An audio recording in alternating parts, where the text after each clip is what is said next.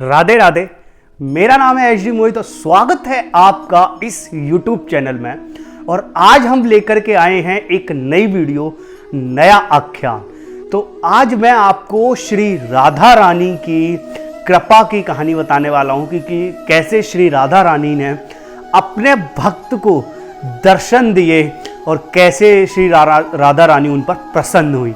तो चलिए आज की ये कथा शुरू करते हैं। आज हम आपको स्पिरिचुअलिटी मोड में लेके जाएंगे, यानी कि धार्मिक मोड में लेके जाएंगे।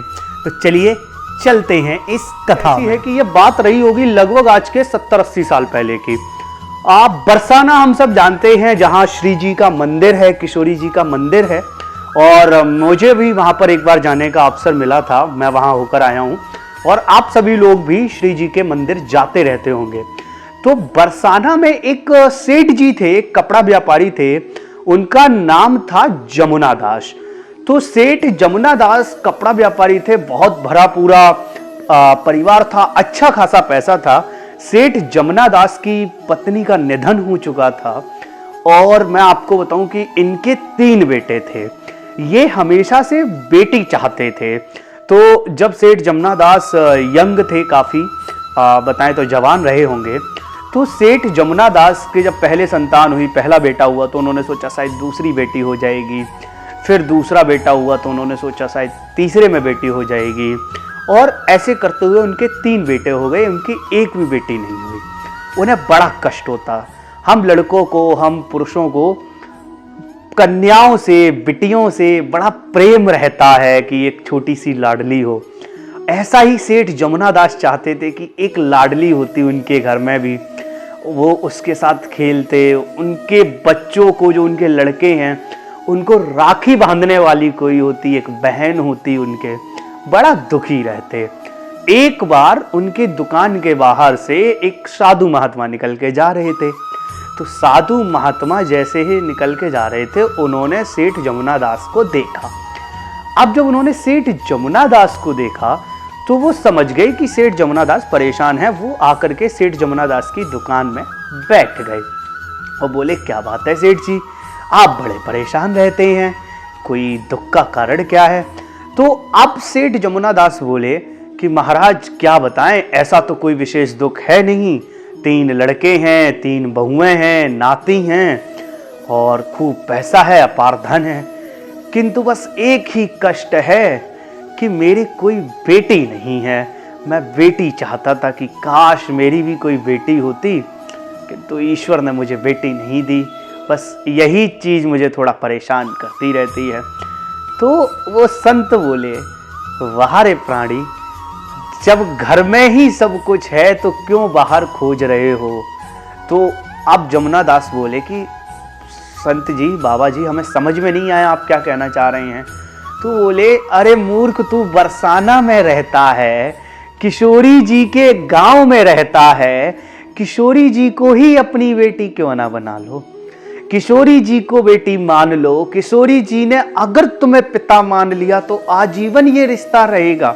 सांसारिक बेटी तो तब तक रहेगी जब तक आपका शरीर है, और ये किशोरी जी से पिता पुत्री का नाता तो आजीवन रहेगा। और इतना कहकर वो साधु महात्मा चलते बने। सेठ जमुना दास को बात समझ में आ गई। सेठ जमुना दास बड़े प्रसन्न हुए। सेठ जमुना दास ने शटर गिराया, आधा गिराया और भग के गए बाजार।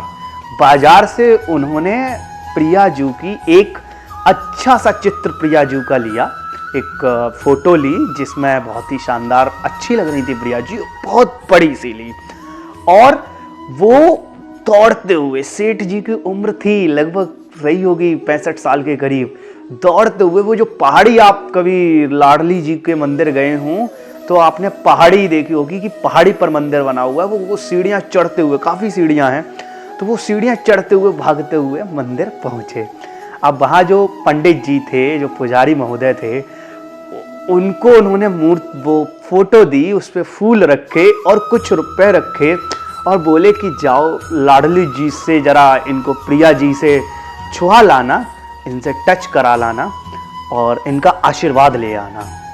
इतना करने के बाद सेठ जमुना दास जी वो चित्र लेकर, राधा रानी की वो फोटो लेकर के आ जाते हैं अपने घर और जिस कमरे में वो सोते थे उस कमरे में वो बेड के ठीक सामने वो फोटो लगाते हैं।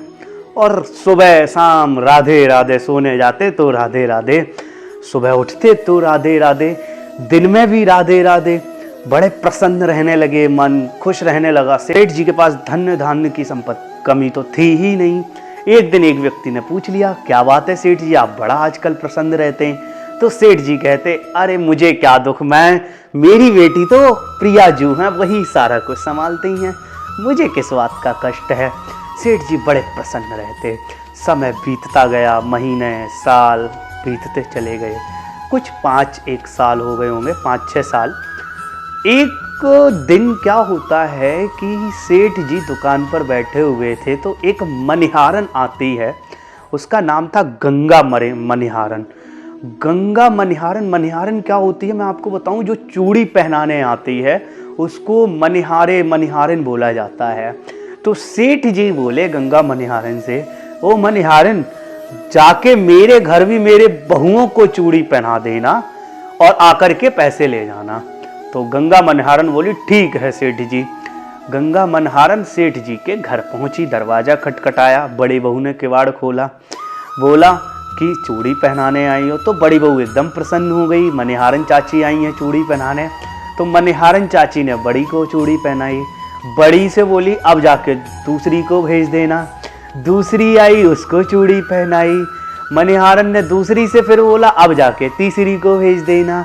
तीसरी आई, उसको चूड़ी पहनाई। मनिहारन जानती थी इस घर में 3 बहुएं हैं और मनिहारन वहां से चलने लगी। वैसे ही एक छोटी सी 6-7 साल की बच्ची आई और उसने मनिहारन का आंचल, साड़ी का पल्लू पकड़ लिया। तो जैसे ही वो मनिहारन पलटी, वो बच्ची बेहद सुंदर, एकदम इतनी तेजस्वी कि मनिहारन उसकी तरफ मोहित हो गई, उस पर उसकी तरफ अट्रैक्ट हो गई। वो अपनी प्यारी सी भाषा में वो बच्ची बोलने लगी, मनिहारन काकी मुझे भी चूड़ी पहना दो। तो मनिहारन ने खुशी खुशी से छोटी छोटी चूड़ियां निकाली और लाल और हरे रंग की और पीले रंग की 3 जोड़ चूड़ियां मिला करके उस बच्ची को पहना दी। अब जैसे ही उस बच्ची को चूड़ियां पहनाई और मनिहारन चाची ने सोचा कि शायद इनके घर कोई रिश्तेदार आई होगी तो उसकी बिटिया होगी, तो इसलिए उसको चूड़ियां पहना के मनिहारन चाची चलती बनी। शाम में जब वो दुकान पर पहुंची तो सेठ जी बोले, अरे मनिहारन तुम पहना ही चूड़ी, हाँ लाओ तो मैं पैसे दे देता हूँ। सेठ जी गए, अपने बटुए में से पैसे निकाले, जो 3 लोगों को चूड़ी पहनाने के पैसे होते हैं वो। अब वो पैसे लेकर सेठ जी ने मनिहारन को दिए। मनिहारन बोली, सेठ जी पैसे कम हैं, इस बार थोड़े ज़्यादा लगेंगे। तो सेठ जी मुस्कुराते हुए बोले, क्यों मनिहारन, पैसे बढ़ा दिए क्या? तो मनिहारन बोली, नहीं सेठ जी, पैसे ना बढ़ाए हैं, आज लोग बढ़ गए हैं, आज तेरे घर में 4 लोगों ने चूड़ियां पहनी हैं। अब सेठ जी बड़ा अचकित कि 4 लोग, मेरे घर में तो 3 हैं। तो सेठ जी बोले, मनिहारन झूठ क्यों बोलती है, अगर ज्यादा पैसे चाहिए तो सीधे सीधे बोल, झूठ मत बोल। अब मनिहारन भी इस बात पे गुस्सा हो गई, बोली, सेठ जी मैं भीख थोड़ी ना मांग रही हूं, मैं तो अपने काम के पैसे मांग रही हूं, देने हो तो 4 के दो, नहीं तो रख लो। सेठ जी भी तमक्के में आ गए, सेठ जी ने भी पैसे नहीं दिए और मनिहारन चलती बनी अपने घर। रात को सेठ जी घर आए। रात को जब सेठ जी घर आए तो बड़ी बहू ने कहा, पिताजी खाना लगा दूं? तो उन्होंने कहा, हाँ खाना लगा दो। बड़ी बहू जब खाना देने आई तो सेठ जी ने पूछा, बहू आज मनिहारन आई थी? उन्होंने कहा, हाँ पिताजी आज आई थी। तो सेठ जी बोले, आज कितने लोगों ने चूड़ी पहनी? बोले, हम तीनों ने ही चूड़ी पहनी, कि चौथा भी कोई था? कि नहीं पिताजी। अब सेठ जी मन में बड़े ही प्रसन्न हुए कि मनिहारन हमें बेवकूफ़ बनाने चली थी, सही रहा हमने पैसे नहीं दिए। आज सेठ जी ने फिर राधे राधे किया और बिस्तर पर लेट गए सोने के लिए। आज सेठ जी को नींद नहीं आ रही थी। सेठ जी बड़े व्याकुल से थे और कैसे भी करके सेठ जी को नींद आ गई। लगभग 1 बज रहे होंगे, रात के 1-1:30 का समय हो रहा होगा, अर्धरात्रि में। आज एक बालिका आती है सपने में। आज सपने में प्रिया जी आती हैं सेठ जी के, और वो भी रोती हुई। तो सेठ जी बोलते हैं, क्या हुआ किशोरी जी, आप रो क्यों रही हैं? तो किशोरी जी कहती हैं, आपने रिश्ता तो बना लिया पिताजी, लेकिन मेरे रिश्ते के प्रति जो फर्ज था वो ना निभायो। अब सेठ जी अचंभित, सेठ जी बोले, मैंने क्या कर दिया? मैंने तो हमेशा तुम्हें बेटी माना है, फिर मेरी मुझसे क्या भूल हो गई? तो सेठ जी अब इस तरीके से वहाँ सपने में रोने लगे हैं।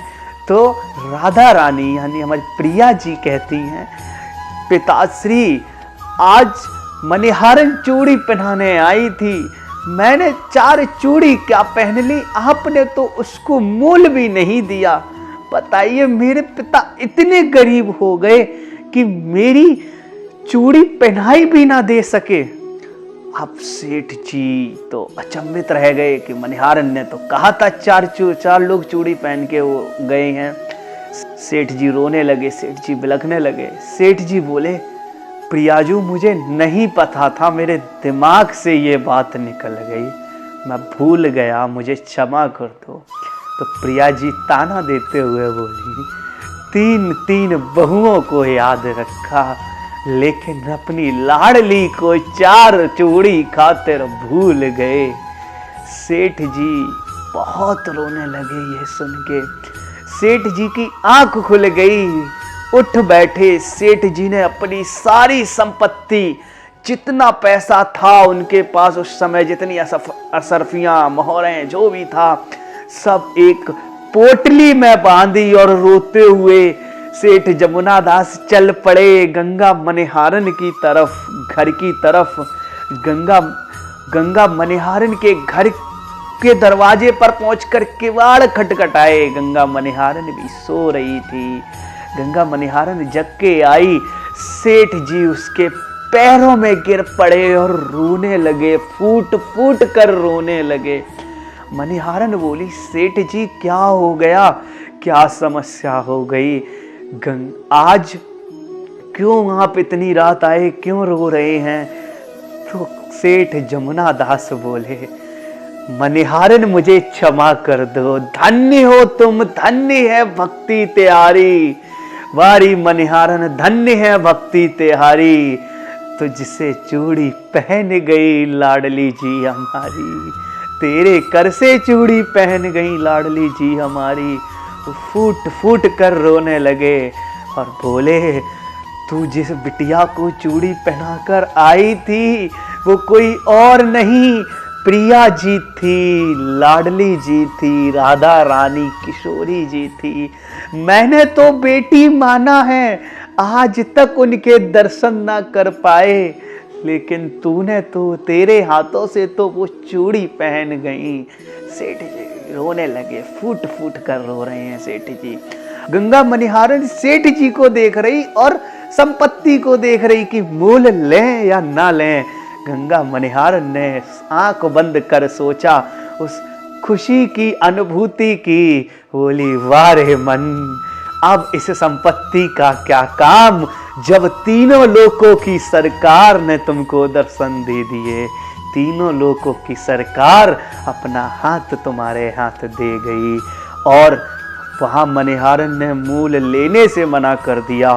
दोनों ही लोग फूट फूट कर रोने लगे। संसार से दोनों का ही मोह भंग हो गया। अपनी सारी इस संसार की मोह माया छोड़कर राधा रानी के मंदिर में चले गए। ये कहानी जो है वो मेरी बनावटी कहानी नहीं है। ये कहानी एक भागवत प्रसंग में आई है, भागवत शास्त्री ने, भगवताचार्य जी ने सुनाई है, और ये एक सच्ची कहानी है जो मैंने आपको बताई। तो यही है ईश्वर, अगर उसको सच्चे मन से मानिए तो ईश्वर भी आ जाता है। उम्मीद करता हूँ आपको ये प्रसंग अच्छा लगा होगा। अगर अच्छा लगा हो तो कमेंट करके नीचे ज़रूर बताइएगा, और अपने और भी रिश्तेदारों तक, दोस्तों तक शेयर कीजिएगा। और जीवन में एक बार वृंदावन और बरसाना अवश्य जाइएगा। बरसाना जब जाएंगे तो मन को बेहद शांति मिलेगी आपके। राधे राधे।